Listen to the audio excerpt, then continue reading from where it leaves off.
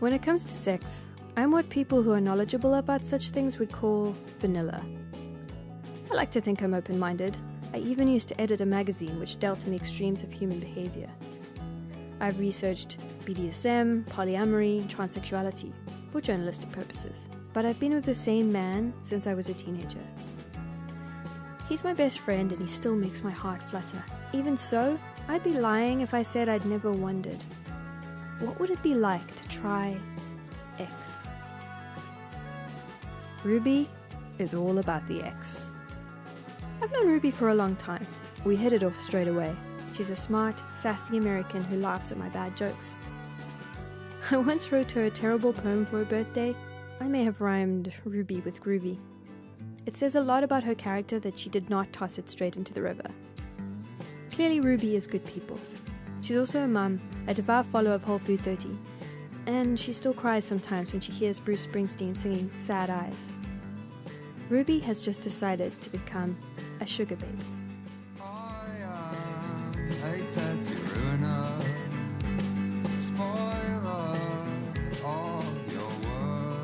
So Ruby, what exactly is a sugar baby? A sugar baby is a person, could be a man or a woman, usually it's a woman, who decides to enter into a relationship with someone who gives them monetary assistance, could be cash, could be gifts, in exchange for spending time with the sugar daddy or sugar mama. That's Ruby. Over the next few weeks, we're going to chart her journey as a sugar baby. Will it be a sordid exploration of the seedy underbelly of a world populated by hollow-eyed cynics? Or is Ruby's journey more about sexual freedom in the highest sense of the word? Mostly, I want to make sure my friend is okay, and that she survives it all intact. Also, here's a quick note on the difference between a sugar baby and a prostitute. As opposed to a one-off transaction, sugar babies and sugar daddies have ongoing relationships in which sex is not necessarily a requirement. Sugar babies view what they're doing as a lifestyle choice, not a profession. So, there are fewer risks such as exposure to crime, abuse, or sexually transmitted diseases. It doesn't follow the traditional rules of courtship, sure, but it isn't illegal. We've known each other for how long now? I think it's over 10 years. Yeah, it's a long time, isn't it? It's been a while, yeah. You've always been providing me with very interesting sort of anecdotes and escapades and things like that that I can... I know, I'm the wild and crazy friend that everybody enjoys having in his or her life and then goes, I don't know if I have the energy for you tonight. No, I won't say that. I'll say I always have energy for you. Aw, thank you. You always make it worthwhile. It's just that I can voyeuristically live through you usually. But I have to say, this is one thing, and when you told me about being a sugar baby, that it was the one time I was like, wow, I don't know if I could imagine myself doing that. But it's a challenging thing to tell people. Obviously you're not telling people, you're keeping it a secret. Right. Yes, there are very, very few people in this world who know. I had to admit to Ruby that I was actually quite worried about what she was embarking on. There are just so many ways that she could get hurt.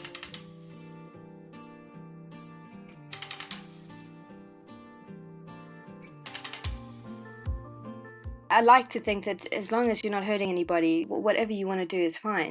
Yeah. And having worked on magazines which deal with subject matter that's quite sort of extreme and dealing with taboo, risque, alternative lifestyles and things like that. I'm not like a complete stranger to different forms of sexuality, but this is quite extreme, would you say?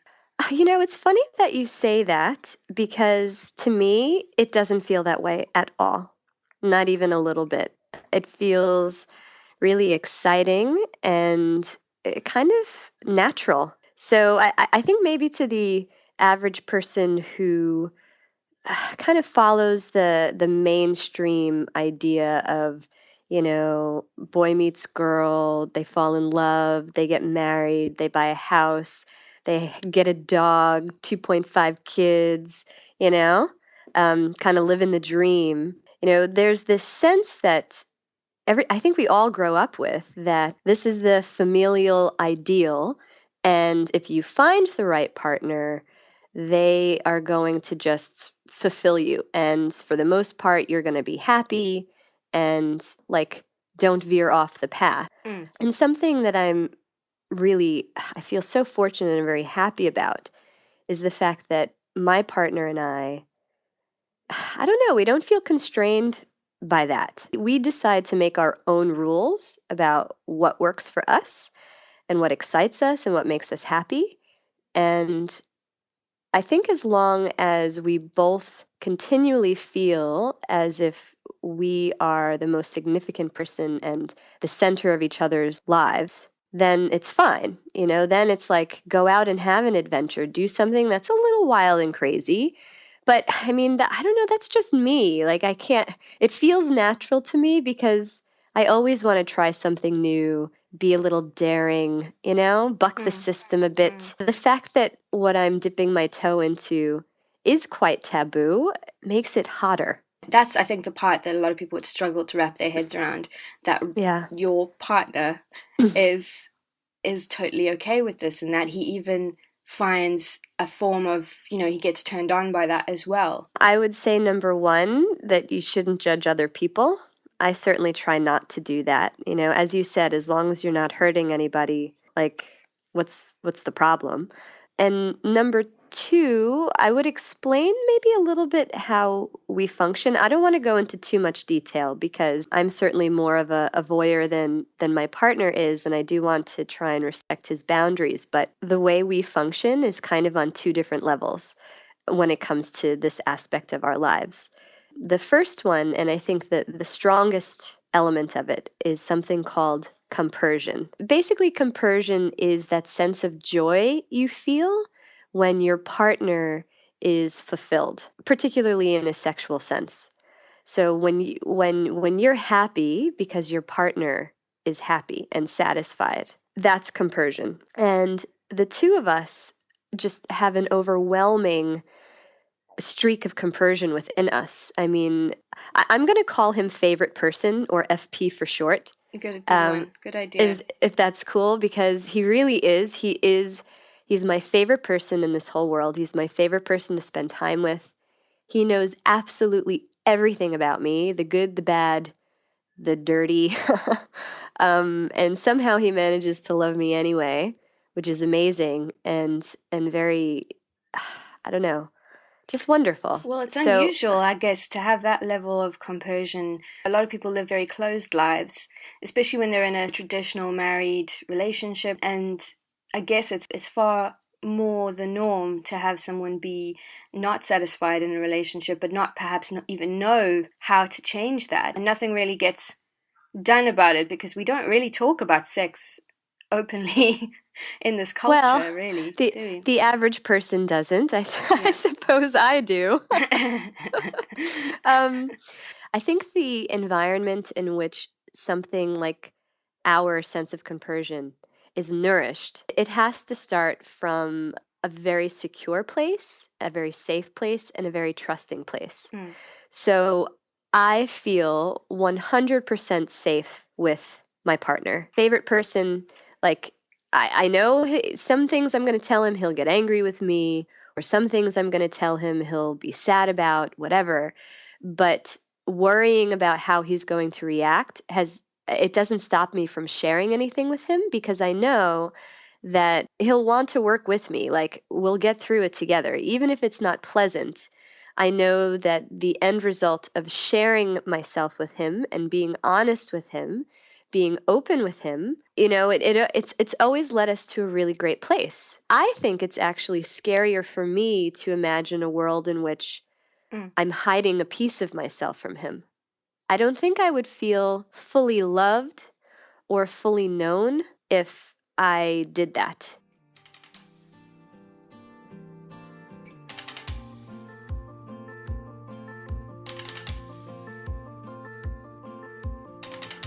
I think a lot of people would make a prejudgment, about how your relationship works, about your past. A lot of people might be like, something's clearly happened to you, something went wrong along the way. Well, lots of things have happened to me. I mean, I'm in my 30s. I've lived a life, good things, bad things. The sense that people would hear about my story and be very judgmental in a harsh way and think, oh, well, there's something wrong with her. I'm sure lots of people are going to do that. Yeah. And that upsets me, not because I can't take it, like it's fine. And honestly, I'm the kind of person who's never really cared that much what other people think. I mean, my loved ones, of course I do. Yeah.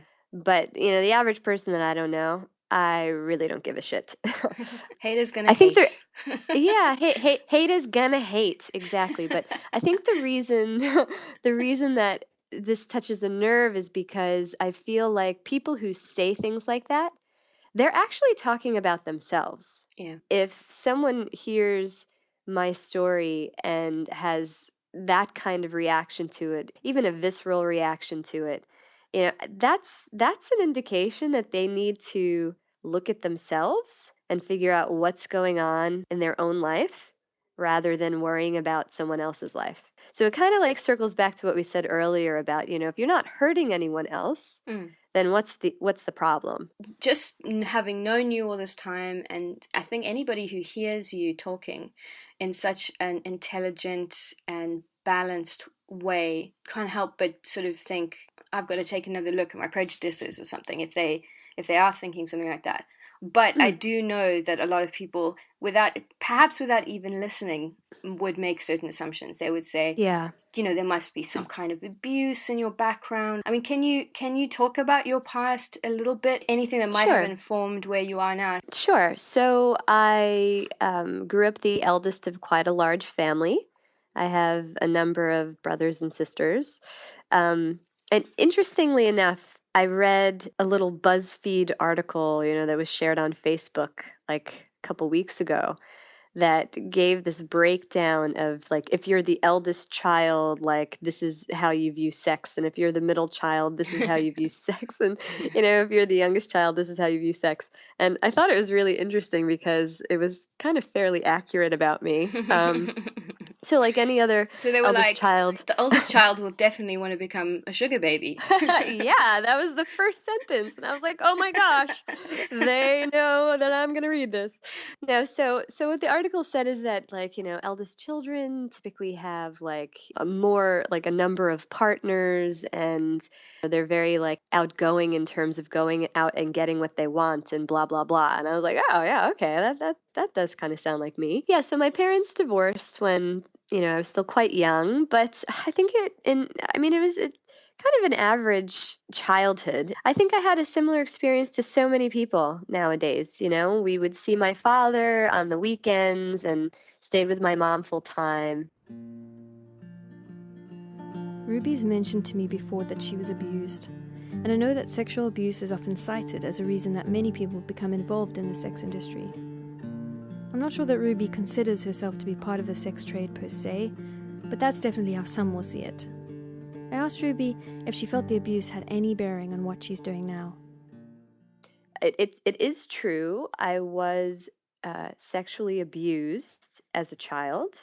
It wasn't horrendous. Obviously, it was quite traumatic, but I went to therapy as a kid.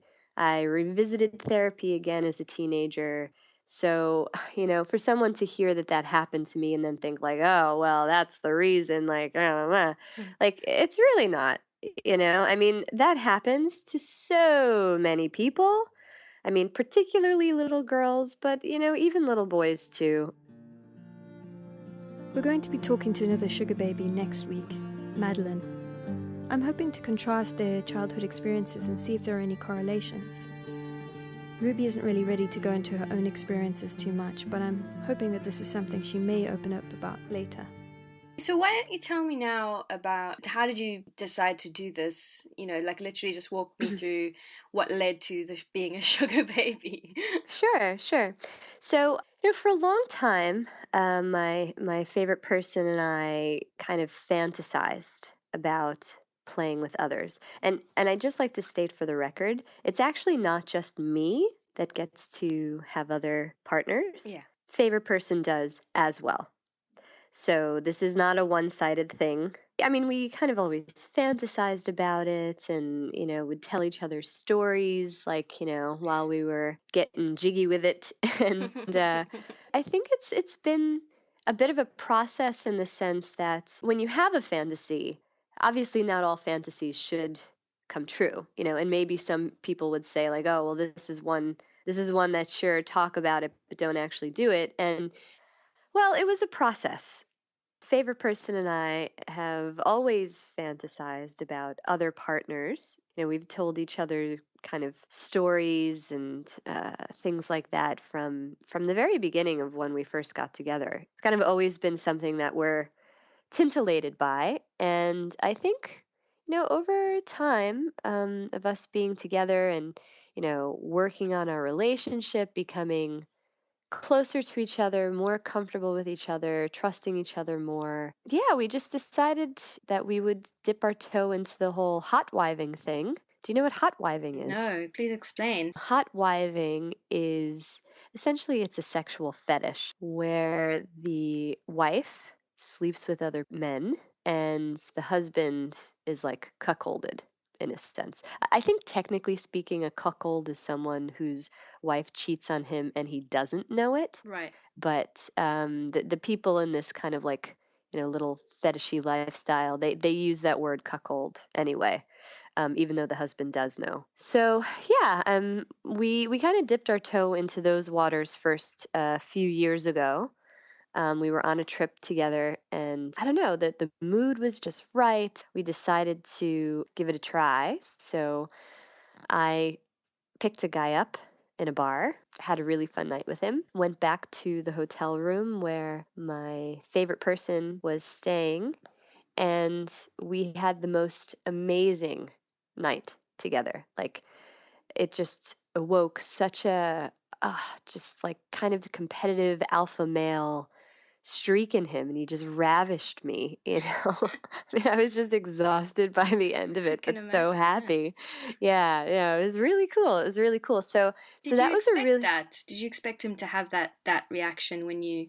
I mean, obviously you would have talked about it beforehand and things, but yeah, I kind of did, but I didn't know how intense it was going to be. Like we both expected that he would be really aroused and obviously want me. But when I got back to the hotel room, the lust in him was just so intense. I mean, it was amazing. Seriously, I mean, it remains one of the best nights of our life together because it was just so much fun and so primal and crazy and hot, and it was awesome. I mean, I'm just trying to think of the mechanics of it. So he was back at the hotel while you're with another man. He's sort of fantasizing about what's going on between you, and it's kind of building up, and then you arrive and explosions happen.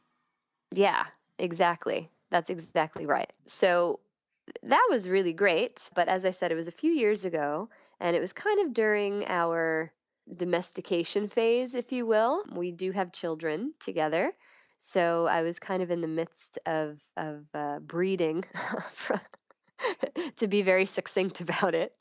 So finding another person to go, be a hot wife with, it wasn't like high on the priority list back then. I think it was more because we were away. It was a vacation for just the two of us. The family was left at home and stuff like that. But it was wonderful. And I think that experience proved to us that it is something that we're interested in doing. I mean, obviously, if I had gone off with this person and FP was back in the hotel room, like freaking out and unhappy about it and jealous and just all the rest, like that would be the end of the story, and Ruby would not be here talking to SD about Yeah. Sorry, I decided to call you SD because it just sounds nicer than S to me.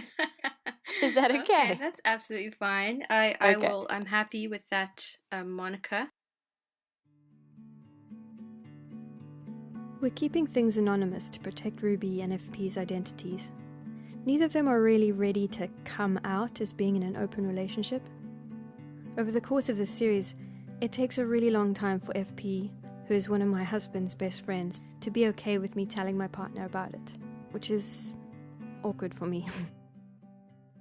We read an amazing book that I feel like it had the language and the information that kind of crystallized a lot of things for us that both FP and I kind of felt, but didn't have the words for. So I highly, highly, highly recommend this read to anyone who's interested in just exploring things with their partner and kind of shaking things up a bit. And definitely, I mean, I'm not advocating to become a sugar baby or, become a hot wife or anything like that. Each couple needs to find the sweet spot for them. So the name of the book is called Mating in Captivity. I believe the author, I'm really bad at remembering names like this, but I believe the author is Esther Perel, I think. I checked. It was Esther Perel, in case you're wondering.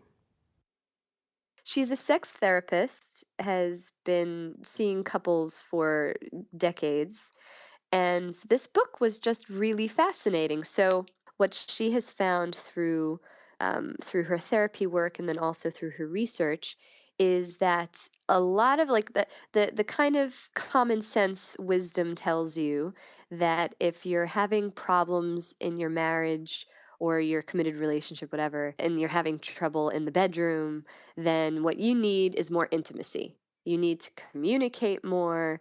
You need to spend more time together, know each other more, so on and so forth. And her take on this is like, okay, maybe there are one or two specific problems within your relationship that, yes, you do need communication and you need to work out those issues. But when it comes to eroticism, the thing that kills it faster than anything else is familiarity. I mean, think back to when you and your partner, Esty, were like first dating each other those many, many moons ago. It was so exciting. I mean, just to see that person, just to get an email or a letter or whatever, a text from that person, like your stomach would just jump with butterflies. And why is that? There are a whole bunch of chemical reasons, dopamine popping in your brain and whatnot, but one of the biggest drives behind that is the mystery, the unknown. It's exciting because you don't know what's going to happen next. It's exciting because you can't predict that person yet. You like them and you don't know what's going to happen. So it keeps you coming back for more. And that's very exciting. And so what this author, I'm going to go with Esther Perel, what she says is that if you want to start mating in captivity, and really enjoying yourself again, invite that mystery back into your lives. Invite the other.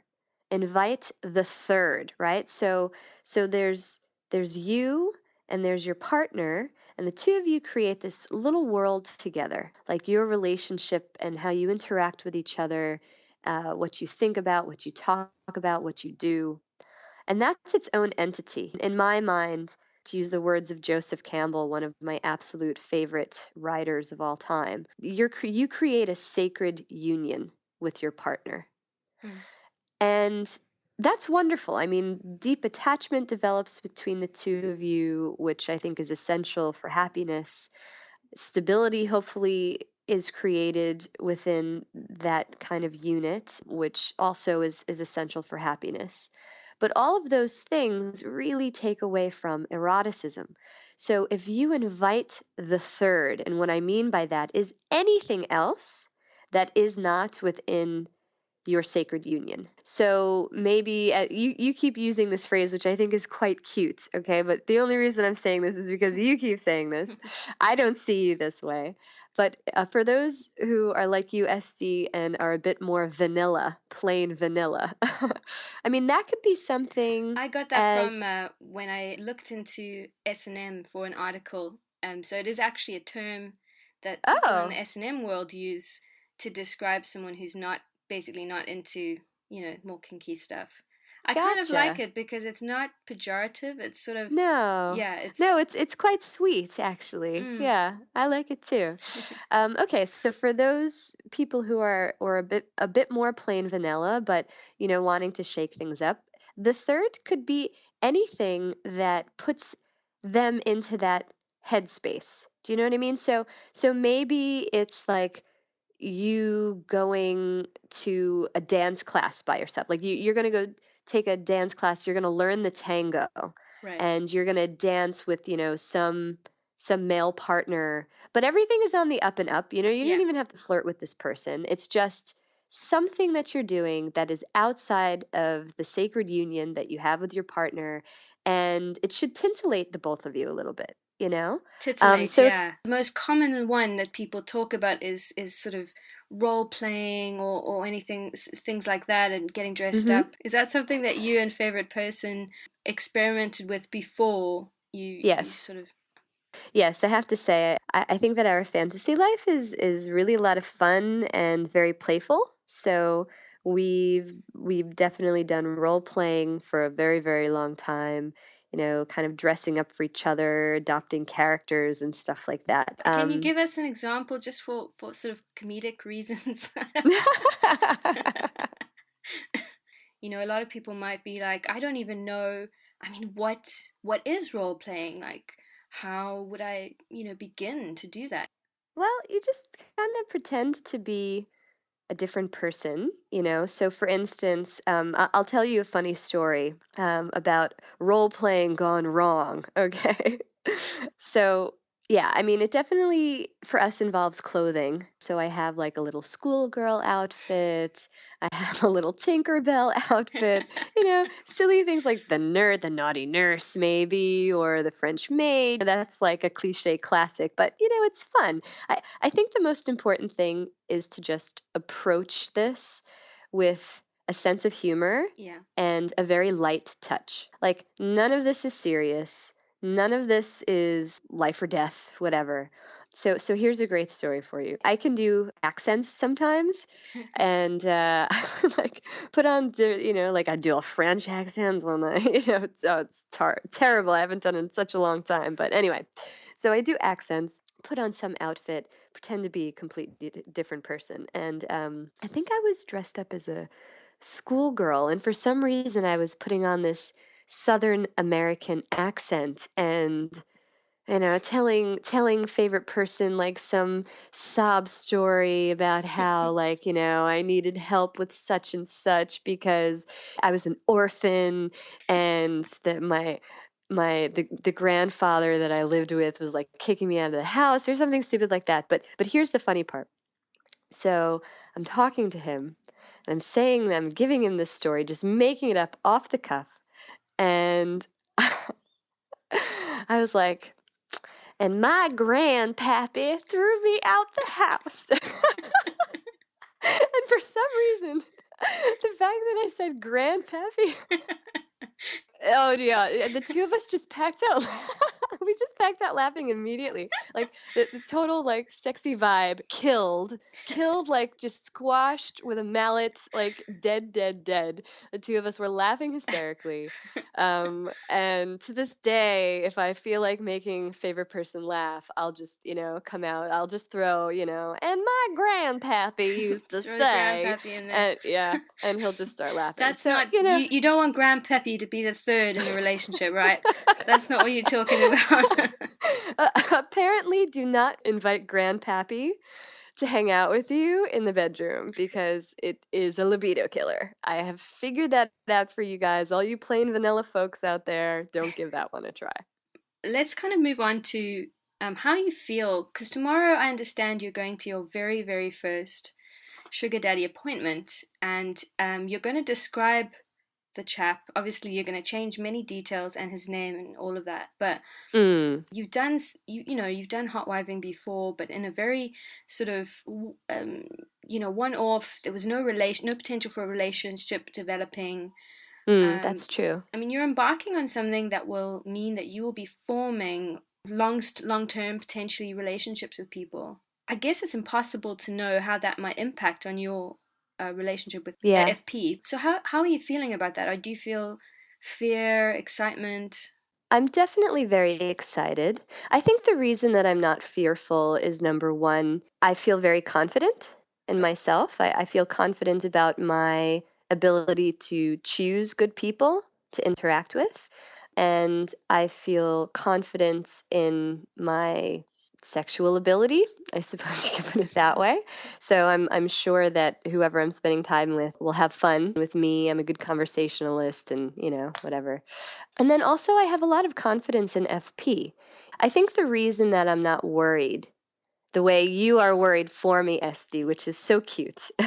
I think I'm not worried about the impact on our relationship because FP and I, like, we just talk about everything all the time. He and I are so open, we are so transparent that I know immediately if something is niggling him a little bit. Like, in fact, I think I know it faster than he knows it, and vice versa.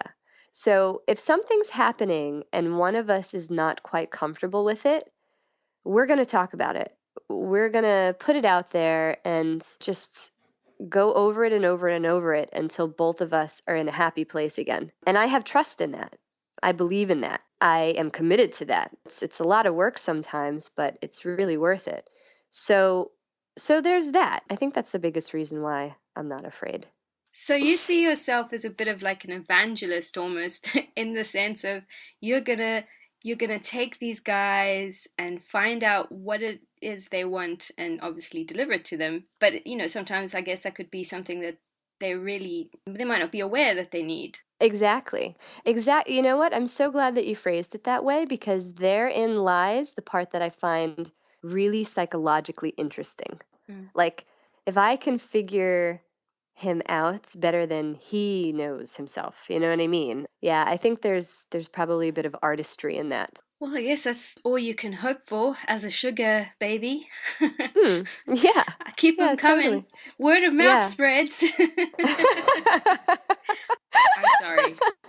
I'm just going to give a warning now that there is going to be a lot of bad puns from my end. I use humor as a defense mechanism. Oh my gosh. We move on to more serious things.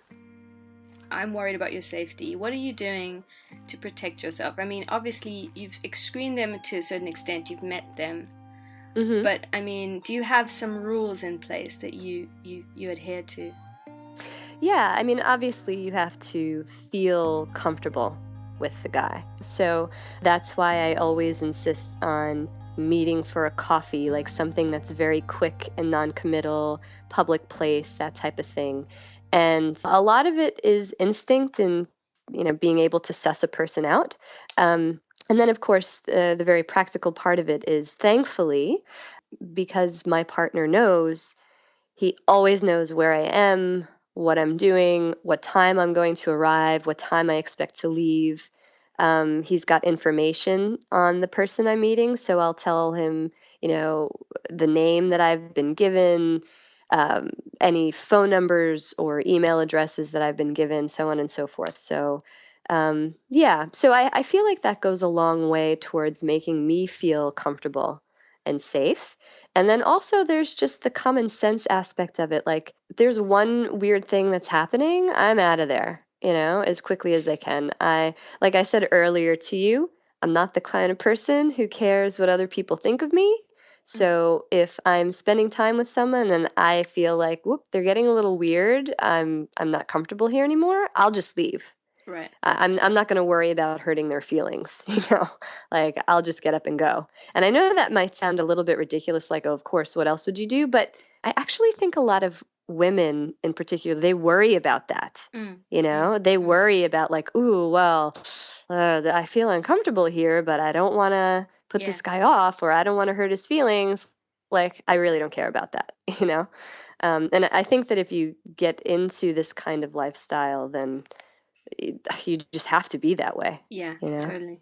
I mean, some people could actually argue that in a way, because they're paying you and it's an arrangement that has a contract and boundaries, it's a bit safer because, I think with hot-wiving, for example, you could potentially run the risk, say you meet someone at a bar or even if you go through a website, you could, Craigslist or something. It's true. I mean, it could be anybody, and because there's no money involved, and there's no, a lot of times people do it on the sly. I guess it would be a lot. Yeah.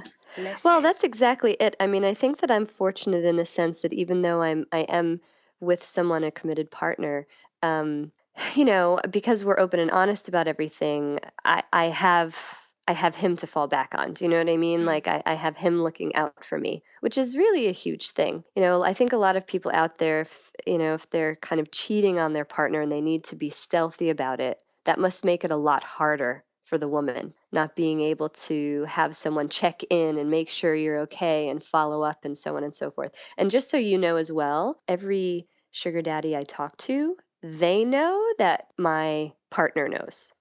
So they know that someone knows exactly where I am and expects to hear from me and so on and so forth.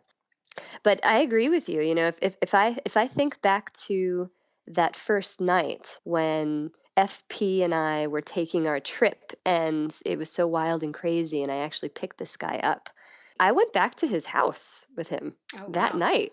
Yeah. I mean, thankfully, like, all's well that ends well. But in retrospect, like, that was actually quite dangerous. I mean, he could have been an axe murderer for all I knew. So, but funnily enough, I mean, most people dating today, you know, might do that.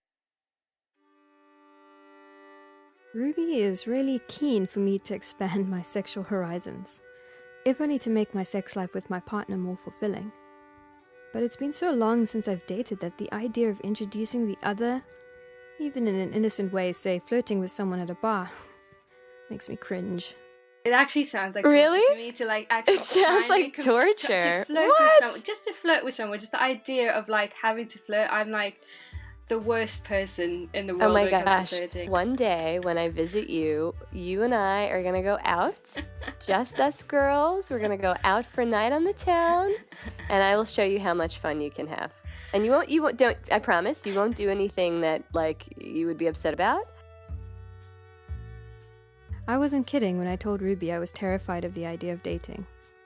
The last time I dated someone other than my husband was, well, a long time ago. And frankly, when my friends talk about online dating, swiping left or right, meeting a variety of oddballs, it all seems like a lot of effort with very little opportunity to make a real connection.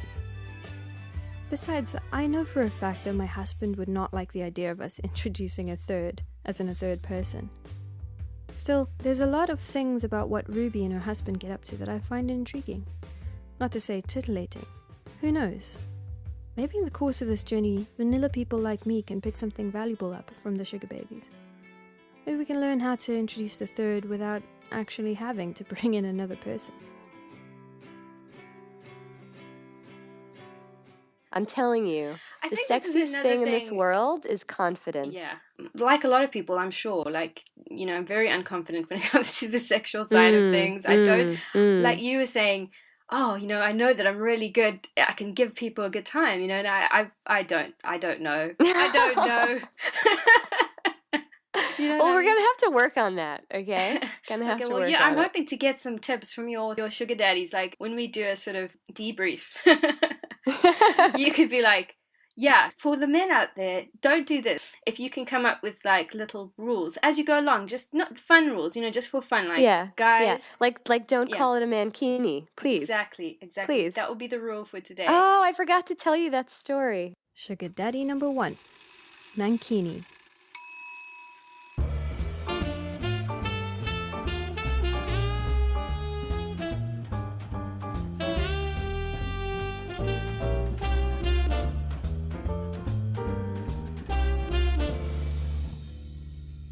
My very first official sugar daddy date, which I'm very excited about. I refer to this gentleman, my nickname for him is Mankini. And I find this hysterical. In fact, when I actually meet him in person tomorrow is our date, I'm just hoping that I don't wind up calling him that by accident to his face or laughing about it. The reason that he is Mankini is because he sent me a text message asking if I had any specific requests for his man kink. And I said, I'm sorry, I don't know what a man kink is. And he said, oh, so sorry, Mankini. And I said, okay, number 1, please don't ever call it that again. That is just too awful and silly a word. I can't take you seriously. And number 2, you know, I'm relaxed. Whatever you're comfortable with is fine. But really, really, men, please do not call it a mankini. That's just awful. Really? Come on. Preferably don't even wear a mankini. But if you do, don't refer to it as such. Call it your junk bunk. He is in his mid-40s, married guy, and it's quite sweet. I think the overwhelming feeling I have for him is one of like, aw, like, you're so cute, which maybe not what he would want to hear, but that's my take on him. He's a very thoughtful person. As I said, very, very sweet, very adoring. So the first time that we met each other in person, it was just for a coffee, kind of a meet and greet, just to see if we liked each other. And he told me that his language of love was gifts. So I think that he's kind of one of those very quintessential sugar daddies in the sense that, he's going to get off on buying me things, which is quite nice. And I shan't say no. I'm just picturing that Pretty Woman scene where Richard Gere is, holding the sort of box open with the necklace and snaps her hand. I mean, is that the kind of, is that what we're talking about here? Yeah, like a scenario like that. I mean, I wouldn't say that this guy is quite Richard Gere. But yeah, I mean, he's quite sweet. I think for each person that I interact with each person that I say, okay, I'm picking you, like, you're good enough to be my sugar daddy, I'm gonna try to figure out what each of them needs from me, because obviously these men, they're looking to get into this kind of relationship because there's something missing out of their own lives. And I'm interested in trying to fulfill what that is, as long as I'm comfortable with it, obviously. And I think for this guy, it's a sense of, well, just being sexual, quite honestly. He told me a little bit about his family life, his wife, nothing derogatory, just being honest and saying that they don't really, have sex a lot, and she's not into exploring any kind of sexuality. For people who kind of being a bit like, oh, it's just nymphomaniacs or whatever, actually sometimes, like you're saying, there might be other reasons why people are looking to go down this road. Well, exactly. I mean, he told me that his wife said to him, I think you're the only man in the world who likes to go down on a woman, and I'm the only woman in the world who doesn't enjoy it. Like, ouch. Ouch. Like, what do you do with that, I mean, the poor guy. That's rough. That's rough on a guy. You know what I mean? I think that's pretty rough. There is the possibility, I'm just putting it out there because you are going to have to get into the situation. He might not be very good at it. I know. That was my that was my first thought. So I kind of like explored that a little bit. I'm like, well, tell me about your technique. Maybe I can help you a little bit. But I have to say, I mean, the things he came out with, they sounded just fine. So I don't know. Yeah, I mean, he doesn't use like a I'll have to give you an something. update. I'll have to give you an update.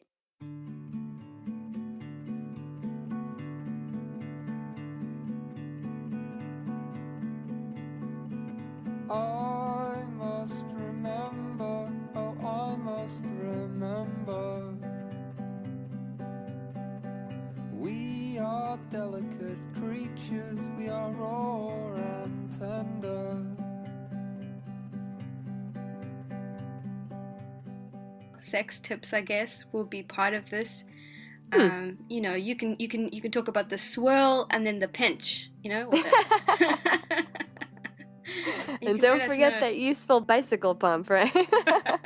So his problem isn't that his wife has a low libido, it was that he was swirling when he should have been pinching. Yeah, see, he was swirling to the left, and that's a no-no. You gotta swirl to the right. Come on. Textbook people.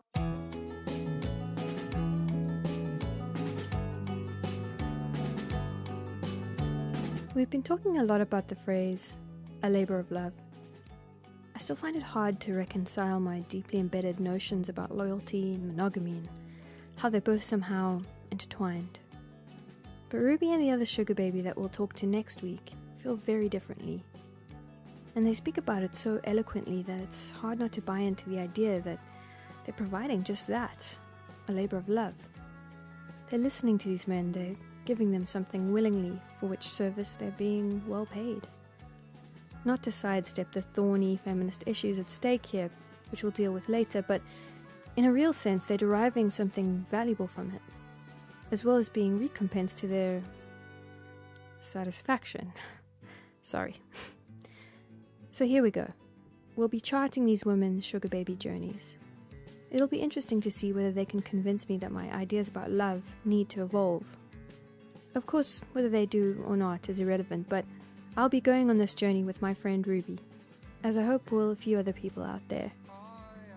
So goodbye for now and see you next week on the Sugar Baby Confessionals.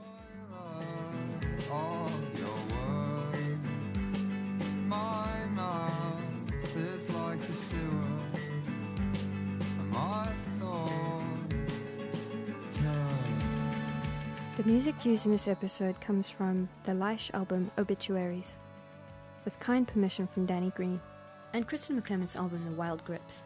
You can find out about Laish by going to laishmusic.com, that's Laish music.com, and hear more of Kristin's work at kristinmcclement.com.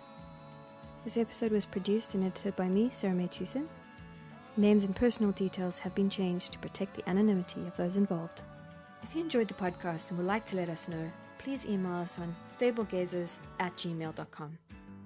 Why not join the conversation on Twitter, where @Fable_gazers, and we'd love to hear your thoughts. You can help us keep the lights on if you rate, review, and subscribe to the podcast on iTunes. This has been a Fable Gazers production.